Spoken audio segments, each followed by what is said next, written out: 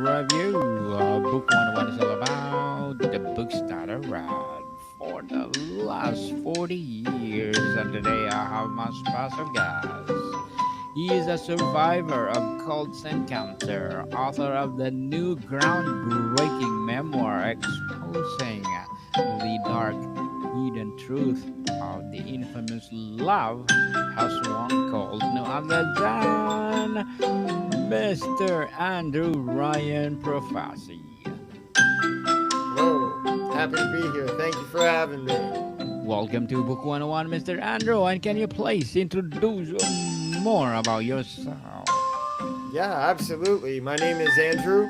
I reside here in Tennessee at the moment from New Jersey. I am the author of The War on Love, the origin story of the Love Has One cult and the rise of Mother God, which is a story about my time of chronological recollection, a record of my experiences with the infamous Love Has One cult, a story that, while it is about cults, really speaks to more than just the cults. We speak to the deeper truths and deceptions that anybody may feel in any situation, group, job, relationship, where we feel trapped or we feel stuck or we feel torn in two directions. And I hope through this book to inspire others to find the strength and the courage to overcome their challenges. Overcoming challenges, indeed. The title is striking. Can you unpack the meaning behind the war on love and how it connects to your story? Yeah, absolutely. It's a great question. So, the war on love, it kind of has two parts to it. It's almost like a double entendre in a way. Mother God, Amy Carlson, considered herself to be love incarnate. She said that love itself was her. She was the physical embodiment of love. And in my time in the cult, which we'll probably get into and you'll read in the book, um, when I had woken up to the deception and the control mechanisms and began to fight back against the cult from the inside, I really went to war with Mother God, the persona. Not Amy the person, but the Mother God persona. I went to war every day, breaking it down with questions, confronting it with truths, and with balance, with courage, and seeking to dismantle the delusions that we were surrounded by. So, really, I did declare war itself on the delusion that was Mother God, who claimed to be love itself. So, I went to war for love as it truly is, to protect that. And I went to war against the delusional version of love, which was claimed by Mother God to be love incarnate. Interesting indeed, Mr. Andrew. And how did you navigate the balance between memoir and surreal storytelling in this book? That was difficult. This was a difficult process for me. And though it had been several years that I had left the cult, and before I started writing the book, I actually began writing the book while I was in the hospital receiving chemotherapy. And I was in a very difficult place, obviously, in my life. But when I began writing, I realized that there was so much of what I had gone through that I hadn't really processed. I had kind of let it go and moved on from it, and I hadn't really thought about it much. And as I began writing, reliving these experiences and writing it out, I found myself having to sit dispassionately with these situations and look at them and really process them again. And it was a very cathartic experience, full of growth, that really helped me to understand what I went through. And then at the same time, writing the book, hoping or with the intention that my experiences would connect with readers in a way where they could see themselves, maybe not in a cult, but as I mentioned, in trapped in relationships or in a job, or in any kind of group or environment that felt like it was pulling them out of their authenticity and they weren't being true to themselves. And my goal for writing the book, not only to be historically accurate, but to create it and write it in a way that was very detailed and very vulnerable, very authentic, and with the hopes that others could see themselves in this situation and be inspired to take my lessons and my experiences and use them for themselves to overcome their own challenges, as I said. Very well said, Thank you. Mr. Andrew. Very well said. And thank you so much for sharing your knowledge and wisdom to the world. And how did your Thank you. relationship with your ex, Mother God, redefine your understanding of love and devotion? Wow. My understanding is a great question. My understanding of love and devotion was one of the more important and uh, specific lessons that I learned because I came to love Amy Carlson very much. We had actually been in a relationship this time when I joined the cult. It wasn't something I was looking for, but when I joined the cult, she told me I was going to be Father God to her Mother God. And at first, I was submitting to her guidance completely. I was green, I didn't know anything. So I was following her. It didn't take me long to figure it out. But nevertheless, through that relationship, I grew to love her very much.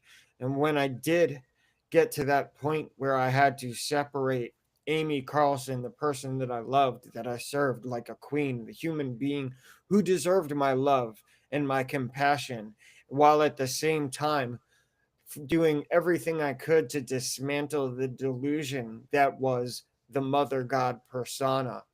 I had to find the balance in between those two things of loving Amy and serving her like a queen, like I would any woman I'm in a relationship with, while at the same time dismantling the Mother God persona with every opportunity. So that really taught me a lot about unconditional love, that no matter what Amy had done and the Mother God persona, the lies that she had to keep up with, and pretending to be this sacred being that she clearly wasn't. And I took every opportunity to hold a mirror up and show her to herself. I still remain devoted to serving Amy, to the little things, getting her a glass of water before she even asked for it, making her dinner every night. She had a drinking problem. Every night when she would get really, really drunk and stand up to go to the bathroom, I would have to hold her on her hips as she walked to the bathroom, or when she got up to walk somewhere, just so she wouldn't walk into walls or fall over and hurt herself. And I really was 24/7 devoted to her in every way. And that taught me a lot about unconditionally loving this person, regardless of the Mother God persona and all of the negative things you could say about that. I realized that this was still a human being who was obviously broken and needed love and compassion. And I wasn't going to allow the Mother God persona to pull me away from offering her the love that I felt she deserved. How did you reconcile love with betrayal in the story? That's a great question as well. Forgiveness plays a big role. The betrayal was something that was very difficult for me to deal with. As I wrote about in the book, there were a few different events that were the betrayal was bad. The gaslighting, the lying about promiscuity, about, cheating with another team member, telling me this was all in my mind and I was making things up and I needed to figure it out. I spent weeks trying to dissolve what, for a lack of better sense, was my own intuition. And I finally figured it out in the end. But nevertheless, dealing with that was a very difficult thing, and it took some time. And through being honest about my emotions, being very clear about where I stood, not keeping it to myself, but being authentic, owning my jealousy, owning my feelings, and being honest about them, but standing in my power and saying, this is my truth. This is what I believe. Let's discuss this. Let's talk about this. By being authentic, everything kind of fell into place, even if it didn't work out the way I wanted it to. By being authentic, I came out better for it in the long run, even though the ending wasn't the ending that I would have wished for. Mr. Andrew, let's talk about the surreal and the sacred. What the mummification or the mummification aspect is unforgettable. How did you process such an unexpected turn in your story? That's a tough question to answer. I'm not sure I really can, or I have. Um, for instance, HBO did a documentary and it's in three parts. The third part is about her being mummified, and um, I haven't, still to this day, years after being involved in that, I haven't even watched the third episode because it's too difficult for me to go there. I wasn't a member of the team when this happened, when she passed away. I had already left the team years before. I couldn't understand how they allowed her to slowly wither away and die. She was refused medical care even when she asked for it, even when she said, I think this mother god thing isn't right. Maybe I'm crazy. They reminded her, no, no, no, you're mother god. Don't do that. And when she asked for medical care, they said, no, no. If you go try to get medical care, the cabal, the bad guys are going to get you. So we can't let you get medical care. And then they set her up in a shrine, and or after she passed away, they took her body across state lines and set her up as a shrine in a bedroom. And I'm close with the family as well. And to tell you the truth, we are all left without words when it comes to this. How you could, treat a human being like that, and how far gone they were in this belief system to, allow her corpse to mummify, create a shrine wrapped in Christmas lights and incense with children in the house. Um, it's hard to explain because it's not something I could ever understand why somebody would do, if that makes sense. So it's really hard to process that. It really is. Mr. Andrew, what tools or practices help you heal from these experiences? Yeah, great question as well. I thought I had healed from it, and it wasn't until I started really writing the book and dispassionately reliving the experiences that I began to see those experiences, feel them from every angle. And that's when the processing truly happened for me and the growth truly happened for me. And by looking at them dispassionately, and I actually, I have my own system, I guess you could say, for dealing with issues. It's called the fire and rise system. There, it starts with, feeling through my emotions, and inquiring and integrating, asking myself why I feel this way, what, who, what, where, when, and why, and really getting a hold of the situation. And then R stands for, reveal, which would be to name what I find and expose it. And E would be for empowering, choosing to empower myself through this situation. And I use these steps to look at the situations that I'd been through, especially as I wrote them, and to really take them in and understand the way I acted, the way I responded. Was there a better way? Did I do it the best way I could have? What would I have preferred to do? What would have been the highest outcome? I looked at every situation I had gone through with this process.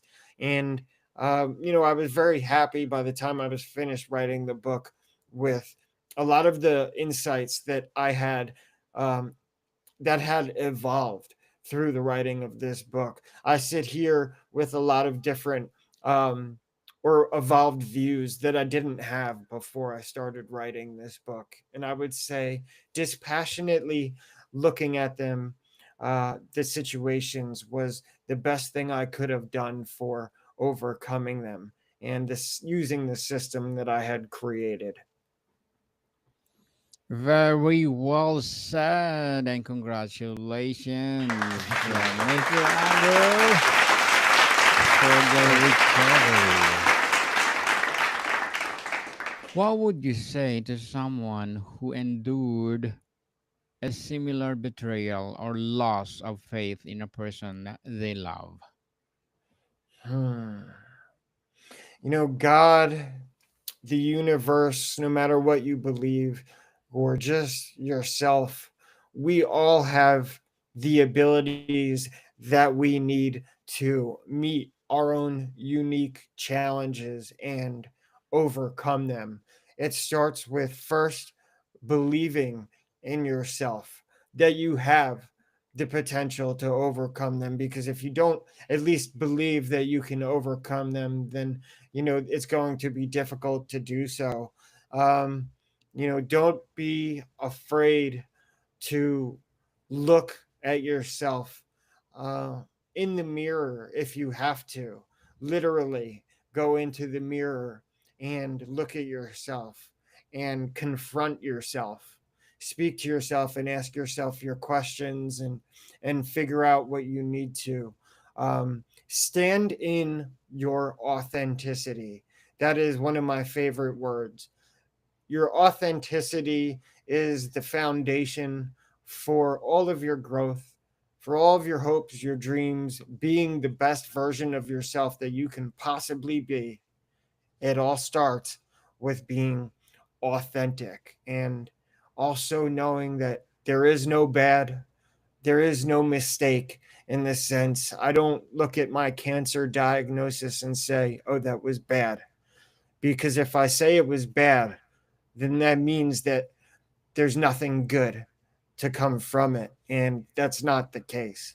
I look at my cancer diagnosis as an opportunity for me to face myself, to face the one thing that all of us will one day face, which is our own mortality.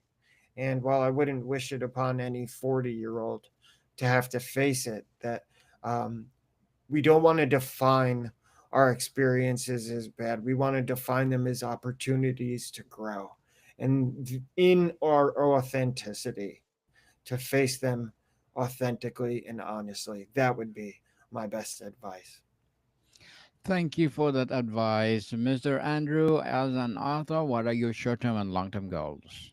So, short term goal is to continue speaking with incredible people like yourself, to bring my message of this book, which isn't necessarily about cults, but it's about helping people to recognize or overcome any situation they find themselves in when they don't feel like they are their authentic self, or maybe they feel trapped or stuck.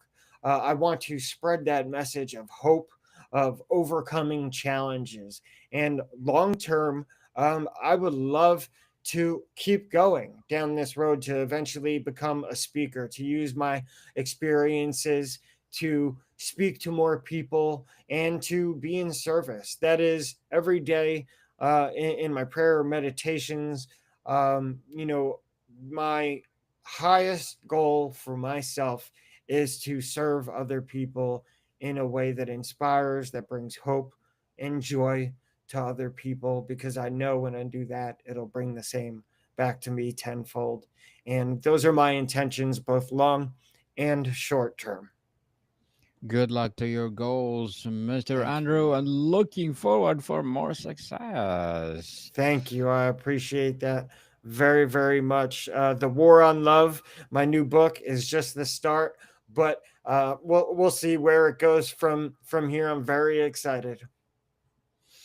And what and can you please recommend a book that influenced you, Garney? Yeah, wow. Great question. There have been so many. Um, I would say, um, let's see, Conversations. It's called The Law of One. Uh, this is a spiritual based book. It's called The Law of One. It was written in the 80s. And it's about spirituality, and sets a lot of the speaks a lot about tenets and foundations of spirituality. And that would be my suggestion. It had a big effect on me. Take it with a grain of salt, but I think there's a lot in there that if somebody just reads it with an open mind, that it has a lot of positive notions in there that can help anybody. Not necessarily to take on the belief system, but just to take the bits that work for you, and if the rest, if it doesn't suit you, just let it go. It's called Just The let Law it of One. go. Yeah, Yes, just let it go, people, and seize your day. And thank you for that, sure, sure. Mr. Andrew. And what do you hope readers take away from your story, especially those who will face their own war on love? Yeah, yeah, great question. Your struggles, your mistakes, they don't define you. They won't define you. Do not let them, do not get stuck in a place thinking that your struggles define you. What define you is the opportunity that you give yourself to stand in your authenticity and recognize, especially for me as a cult survivor, vulnerability is important to me. Uh, you know, Being vulnerable isn't such a bad thing, even though we live in a world where people will take advantage of that vulnerability.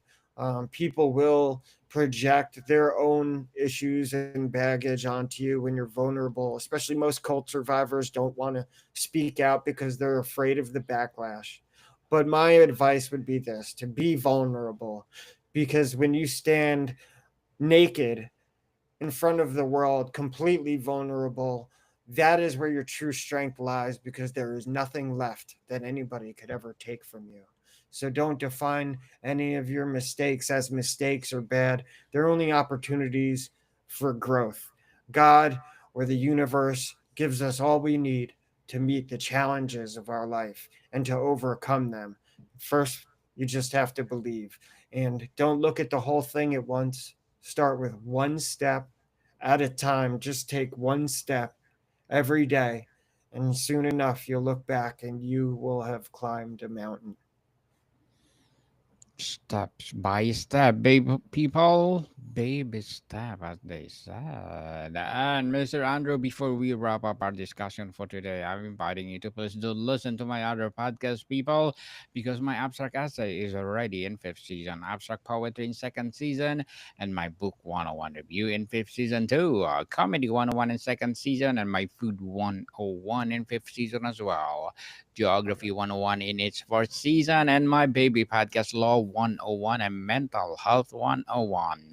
Love Letters in third season, and Movie 101 Review and Music 101 in fourth season, and Science 101 and Sex 101 in its first season. Please listen to them wherever you listen your podcast. Mr. Andrew, if you could go back and give your past self one piece of advice, what would it be?